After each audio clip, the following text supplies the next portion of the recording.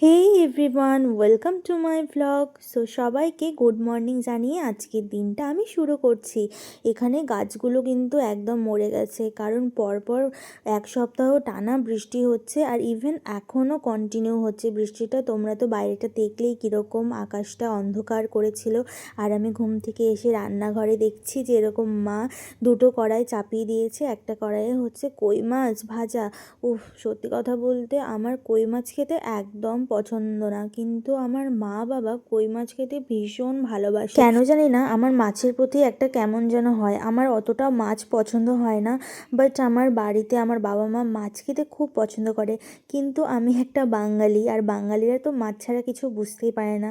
অথচ দেখো, আমার না সত্যি কথা বলতে মাছ ব্যাপারটা অতটাও ভালো লাগে না। রান্নাঘরে যখন আমি এসেই গেছি, তাহলে আমি একটু মাকে হেল্পও করি। দেখাচ্ছি যে রান্নাঘরে সকাল সকাল কি হয়। প্রতিদিনই প্রায় ডেলি রুটিন এটা আমার। সো সকালে আমি কিন্তু চলে আসি রান্নাঘরে মাকে একটু হেল্প করতে। কই মাছ আমি খেতে পছন্দ না করলেও আমি তো ভেজে দিতেই পারি, তাতে তো কোনো অসুবিধা নেই। তাই জন্য আমি একটু মাছগুলোকে উল্টে পাল্টে দিচ্ছি আর ভাজছি। আর রান্নাঘরের ব্যাপারটা একটু আমার ভালোই লাগে, যতই আমি না খাই। কিন্তু এই যে রান্না করার যে ব্যাপারগুলো বা একটু হেল্প করে দেওয়া, এইসব জিনিস ভীষণ ভালো লাগে। পাশে যে কড়াইটাতে মা রান্না বসিয়েছে, সেটা দেখো মা কি রান্না করছে। এটা কিন্তু আমার ফেভারিট রান্না। হ্যাঁ, আমার আবার এইসব ভেজিটেবল খেতে খুবই ভালো লাগে।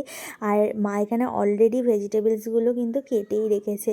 এখানে কিন্তু অনেক অনেক ধরনের ভেজিটেবলস আছে মিক্স, লাইক বেগুন, মূলো আর অনেক কিছু, বটবটি হয়তো ছিল, আমি অতটাও খেয়াল করিনি। এখন সব মা দিয়ে দিল। এগুলো এখন মা কিছু হয়তো বানাবে একটা খুব সুন্দর। আর চলো তোমাদেরকে দেখিয়ে দেয় আমার বাড়ির কয়েকটা সদস্যকে। দেখো, নিচে কিন্তু আছে আমার ছোট্ট ছোট্ট ছোট্ট বাচ্চাগুলো। এগুলোর সঙ্গে তোমাদেরকে একদিন আমি ভালো করে পরিচয় করিয়ে দেবো। সকালবেলায় সবাই সবার মতন কাজে ব্যস্ত হয়ে গেছে, আর আমাদের ঘর বাড়ি কিন্তু একটু এলোমেলো হয়েই আছে। আমি আবার চলে গেছিলাম আমার কয়েকটা জিনিস বের করতে। এখন আমি আমার ঘরে বসে পড়েছি বিছানার উপর। আর আমার ঘরের বিছানাটা আমার হলো সব থেকে ফেভারিট জায়গা, যেটা আমার খুবই ভালো লাগে, যেখানে আমি সব সময় ল্যাদ খেতে থাকি। আর ল্যাদ খেতে তো আমার খুব ভালো লাগে। সো আমি ফোনের ক্যামেরাটাকে একটুখানি সেটিং করে নিচ্ছি, যাতে তোমাদেরকে ভালো করে এই ব্যাপারটা আমি শেয়ার করতে পারি। এটার, যেটা তোমাদের সঙ্গে আমি শেয়ার করছি, এটার যেন একটা গল্প আছে। এটা আমি অনেক কয়েকদিন ধরে প্রায় 2 থেকে 3 মাস হয়ে গেছে আমি এটা খুঁজে বেরিয়েছি, প্লাস আমি খুঁজে পাচ্ছিলামও না কোথাও। আর হঠাৎ করে মা ঘর গোছাতে গিয়ে এটা পেয়ে যায়। আর তোমাদেরকে বলছি এটা কি, এটা আমার ছোট্টবেলার পায়ের তোড়া।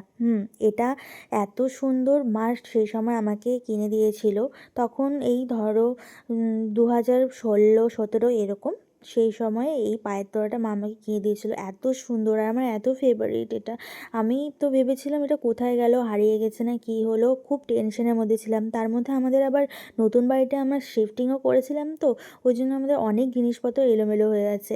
সো দেখো, এইটার ডিজাইনটা এতটাই সুন্দর যে যেখানটায় আমি পরি না কেন খুব ভালো লাগবে। এইরকম তো সবার সঙ্গেই হয়, তাই না? নিজের পছন্দের কাছের জিনিস, সেটা ছোট হোক, মানে যে কোনো জিনিসই হোক না কেন, সেটা যদি হারিয়ে যায় বা খুঁজে না পাওয়া যায়, তাহলে কিন্তু একটা মনের মধ্যে অস্থিরতা কাজ করতেই থাকে। সো আমি কিন্তু আমার এই পুরনো পায়ের তোড়াটা পেয়ে কিন্তু অনেক হ্যাপি। ভাবতে পারছো, এখন কিন্তু 2025 শেষ হতে চলেছে, আর 2016-17 দিকে এটা আমার। তো তোমরা তো বুঝতেই পারছো যে এই পায়ের তোড়াটা আমার কতটা কাছের, তাই না? এই কাছের জিনিসগুলো কিন্তু হারিয়ে গেলে আমাদের মনটা কতটা ব্যাকুল হয়ে ওঠে। আমি তো এটা খুঁজে পেয়েছি, সেটার জন্য তো আমি অনেক অনেক নিজেকে লাকি ফিল করছি।